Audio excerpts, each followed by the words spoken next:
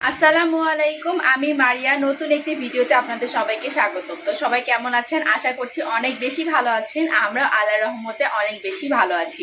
তো আজকে আমি চলে আসলাম নতুন একটা রেসিপি নিয়ে, আর সেটা হচ্ছে চিকেন ফ্রাই রেসিপি। আর এটা ভেতরে হবে অনেক জুসি আর বাইরে থেকে অনেক ক্রিস্পি হবে, মানে খেতে হবে অনেক বেশি মজা। আর একদমই সহজভাবে, একদমই ঘরোয়াভাবে আমি তৈরি করে দেখাবো। অল্প কিছু মশলা দিয়ে একদম সুন্দর চিকেন ফ্রাই রেসিপি তৈরি হয়ে যাবে। তো চলুন চিকেন ফ্রাইটা তৈরি করা যাক। তো চিকেন ফ্রাইটা বানানোর জন্য আমি এখানে সুন্দর করে চিকেনগুলোকে কেটে ধুয়ে নিয়েছি। আর আমি প্রথমে একটু বলতে চাচ্ছি, আমি অনেক দুঃখিত, আমার হাতটা কেটে গিয়েছে। এই তো এই মাঝখানের নোকটা এই চিকেন কাটতে কেটে গিয়েছে, তো এই কারণে আমি আজকে হাত দিয়ে কিছু দেখাতে পারবো না মেখে। তো আমি চামচ দিয়ে আপনাদেরকে দেখিয়ে দেবো একদম পারফেক্ট ভাবে। তো আমি কিন্তু চিকেনের পিসগুলো ঠিক এই তো এরকম ভাবে কেটে নিয়েছি, দেখতেই পাচ্ছেন। ঠিক এইভাবে করে, এই বড়ও না ছোটও না, মিডিয়াম সাইজ করে এটাকে কেটে নিতে হবে। এখন আমি এখানে সব রকম মশলা দিয়ে দিব। তো আমি প্রথমে দিয়ে দিচ্ছি, এই তো একটা লেবুর স্লাইস নিয়েছি, এটা আমি চিপে দিয়ে দিব। তো আমি লেবুর রসটা এখানে দিয়ে দিলাম। দিয়ে দিচ্ছি পরিমাণ মতো আদা রসুন বাটা, দিয়ে দিচ্ছি পরিমাণ মতো একটু লবণ। যার যেমন লবণ টেস্ট ভালো লাগে সেইভাবে লবণটা দিয়ে দিবেন। দিয়ে দিচ্ছি একটু হলুদ, দিয়ে দিচ্ছি লাল মরিচের গুঁড়া। আমি এখানে আরো একটু দিয়ে দিচ্ছি, ঝালের পরিমাণটা আপনারা জেনে বুঝে দিবেন। আর এখানে আমি কোনো কাঁচা মরিচ ইউজ করবো না, আমি এটা এই লাল মরিচের গুঁড়োটা দিয়ে আমি ঝালটা তৈরি করে নিব। দিয়ে দিচ্ছি একটু জিরার গুঁড়া, দিয়ে দিচ্ছি গরম মশলা গুঁড়া। এখানে সাদা এলাচ, কালো এলাচ, লং, গোলমরিচ, জয়ত্রী, জয়ফল সব রকম মশলা আছে। তো আমি সবগুলো এখানে গুঁড়ো করে নিয়েছি, সেটা দিয়ে দিচ্ছি। এখন আমি মাংসটাকে ভালো করে মেখে নিব।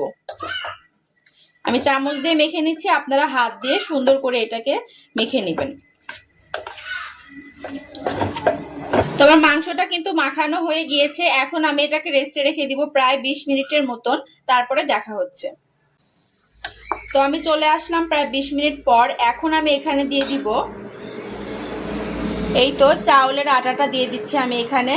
আর আমি এখানে কোনো বেসন ইউজ করব না, বেসন দিলে হয় কি জিনিসটা নরম হয়ে যায়। তো আমি চাচ্ছি একটু মুসমুসে হবে, ভেতর দিকে একটু জুসি জুসি হবে। তো এই কারণে আমি শুধু এখানে চাউলের আটাটা দিয়ে দিলাম, আমি এখানে কোনো রকম বেসন দিব না। তো এখন আমি মাংসটাকে ভালো করে এই চাউলের আটার সাথে মিক্সড করে নিব। আর আমি দিয়ে দিচ্ছি একটা ডিম। তো আপনারা চাইলে ডিমটা নাও দিতে পারেন, কিন্তু ডিম দিলে এটা টেস্ট দ্বিগুণ বেড়ে যায়, অনেক ভালো টেস্ট হয় এটার।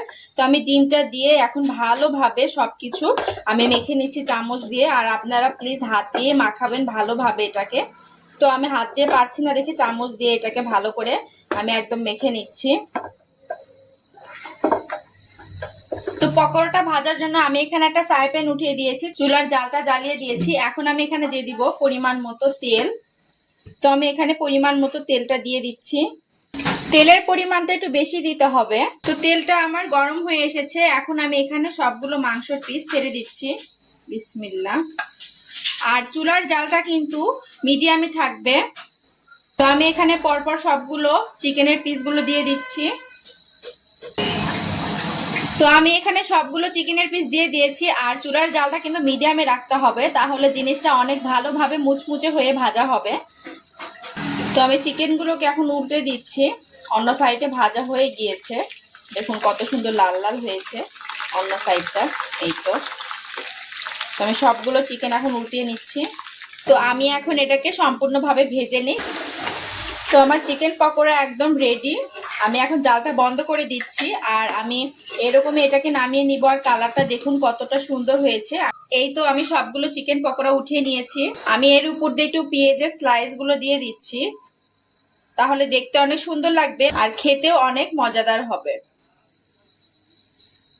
তো রেডি হয়ে গেল আমার ক্রিস্পি ক্রিস্পি চিকেন পকোড়া। আর ভেতরটা কিন্তু অনেক বেশি জুসি হয়েছে। তো আমি আপনাদেরকে একটা চিকেন পকোড়া ভেঙে দেখাচ্ছি এটা কতটা বেশি সুন্দর হয়েছে। এই তো দেখুন ভেতরটা অনেক বেশি জুসি হয়েছে আর উপরটা অনেক ক্রিস্পি হয়েছে, দেখে বুঝতে পারছেন কতটা পারফেক্ট হয়েছে এটা। আর এইভাবে কিন্তু আপনারাও বাসায় তৈরি করে খেয়ে দেখতে পারেন, অনেক মজা লাগবে। আর একদমই ঘরোয়া ভাবে আমি তৈরি করে দেখিয়েছি, এখানে বাইরের কোনো কিছু দেই নাই, সব ঘরে যা থাকবে সেটা দিয়ে কিন্তু তৈরি হয়ে যাবে। খুবই সহজ আর খুবই ইজি ভাবে এটা রেডি হয়ে যায়। তো এইভাবে কিন্তু আপনারা সকাল বিকালের নাস্তায় বাচ্চাদেরকে দিতে পারেন, অনেক খুশি হয়ে যাবে বাচ্চারা। তো এই ছিল আজকের আমার চিকেন পকোড়া রেসিপি। তো দেখতেই পারলেন কত ইজি ভাবে চিকেন পকোড়া আমি তৈরি করে ফেললাম। এইভাবে কিন্তু আমার রেসিপিটা ফলো করে আপনারাও বাসায় বানিয়ে খেয়ে দেখতে পারেন, অনেক বেশি মজা লাগবে, কোনো অংশেই টেস্ট কম আসবে না, একদম পারফেক্ট টেস্ট পাবেন। তো আজকের ভিডিওটি আমার এই পর্যন্তই। ভিডিওটি ভালো লাগলে অবশ্যই লাইক কমেন্ট করে দিবেন, আমাকে সাপোর্ট করবেন। আজকের মতো আল্লাহ হাফেজ।